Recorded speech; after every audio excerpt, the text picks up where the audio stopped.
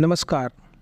पीएमजे Hindi novels पर आज सुनिए मुंशी प्रेमचंद जी द्वारा लिखी कहानी ठाकुर का कुआं, मेरे यानी पीयूष मिश्रा की आवाज़ में। जोखो ने लोटा मुंह से लगाया तो पानी से सख्त बदबू आई।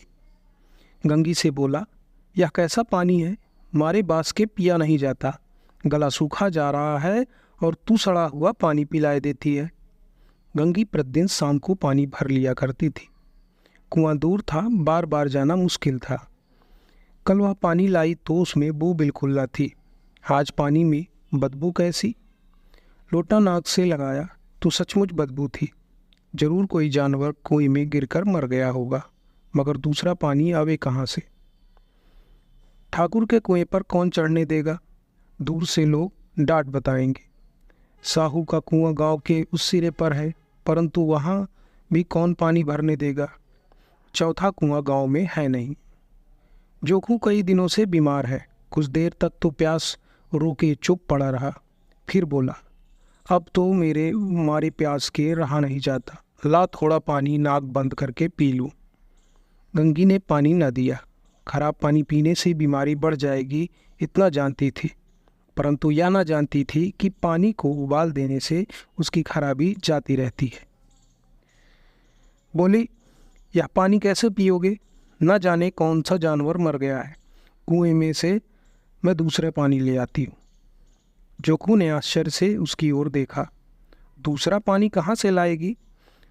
ठाकुर और साहू के दो कुएं तो हैं, क्या एक लोटा पानी न भरने देंगे। हाथ पांव तुड़वा आएगी और कुछ ना होगा। बैठ चुपके से। ठाकुर लाठी मारेंगे और साहू जी एक के 5 लेंगे। गरीब का दर्द कौन समझता है। हम तो मर भी जाते हैं तो कोई द्वार पर झांकने नहीं आता। कंधा देना तो बड़ी बात है, ऐसे लोग कुएं से पानी भरने देंगे। इन शब्दों में कड़वा सत्य था। गंगी क्या जवाब देती, किंतु उसने वह बदबूदार पानी पीने को न दिया। रात के 9 बजे थे। थके मांदे मजदूर सो चुके थे। ठाकुर के दरवाजे पर 10-5 बेफिक्र जमा थे। मैदानी बहादुरी को तो अब जमाना ही ना रहा, न मौका। कानूनी बहादुरी की बातें हो रही थी। कितनी होशियारी से ठाकुर ने थानेदार को एक खास मुकदमे के लिए रिश्वत दे दी और साफ निकल गए। कितनी अक्लमंदी से एक मार्के के मुकदमे की नकल ले आए। नाजिर और मोहतमिम सभी कहते थे नकल नहीं मिल सकती, कोई 50 मांगता है, कोई 100। यहाँ बे पैसे कौड़ी से नकल उड़ा दी।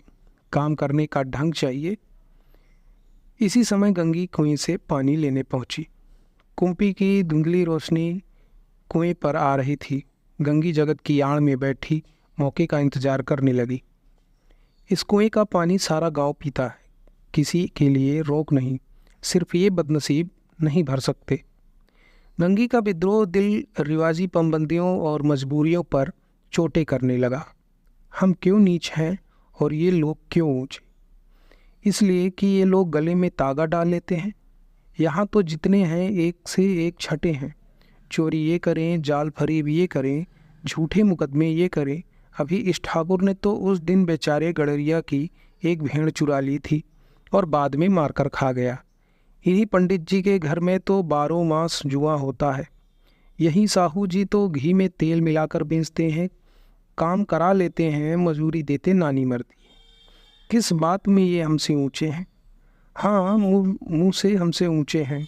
हम गाली गली चिल्लाते नहीं कि हम ऊंचे हैं, हम ऊंचे हैं। कभी गांव में आ जाती हूँ तो रस भरी आँखों से देखने लगते हैं, जैसे सबकी छाती पर सांप लौटने लगता है, परंतु घमंड यह कि हम ऊंचे हैं। कुएं पर किसी के आने की आहट हुई।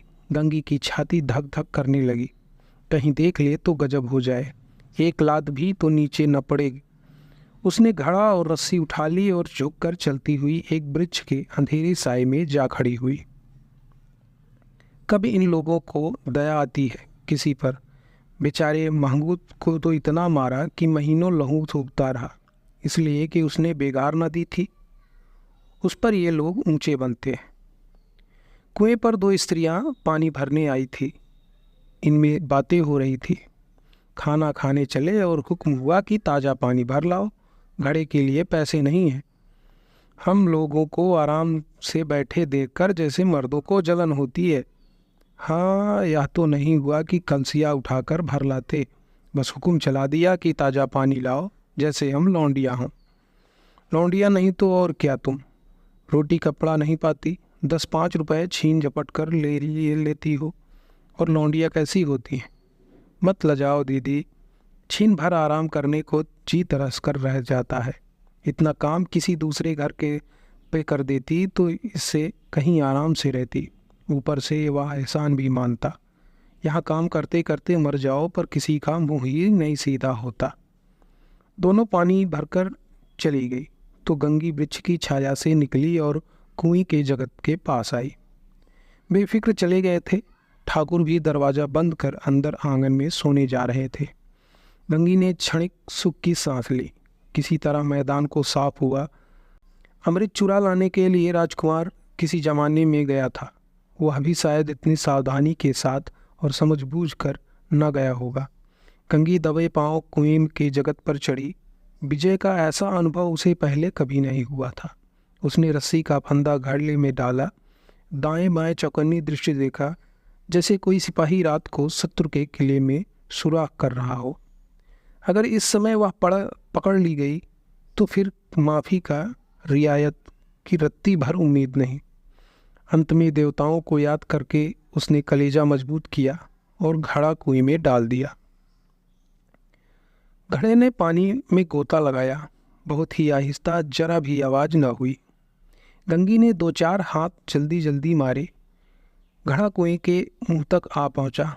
कोई बड़ा सहजोर पहलवान इतनी तेजी से उसे न खींच सकता था। गंगी झुकी कि घड़े को पकड़कर जगत पर रखे कि एकाएक ठाकुर साहब का दरवाज़ा खुल गया। शेर का मुंह इससे अधिक भयानक न होगा। गंगी के हाथ से रस्सी छूट गई। रस्सी के साथ धड़ाधड़ाम से पानी में गिर गया और कई क्षण तक पानी में हलकोरे की आवाज़ें सुनाई देती रही। कौन है, कौन है?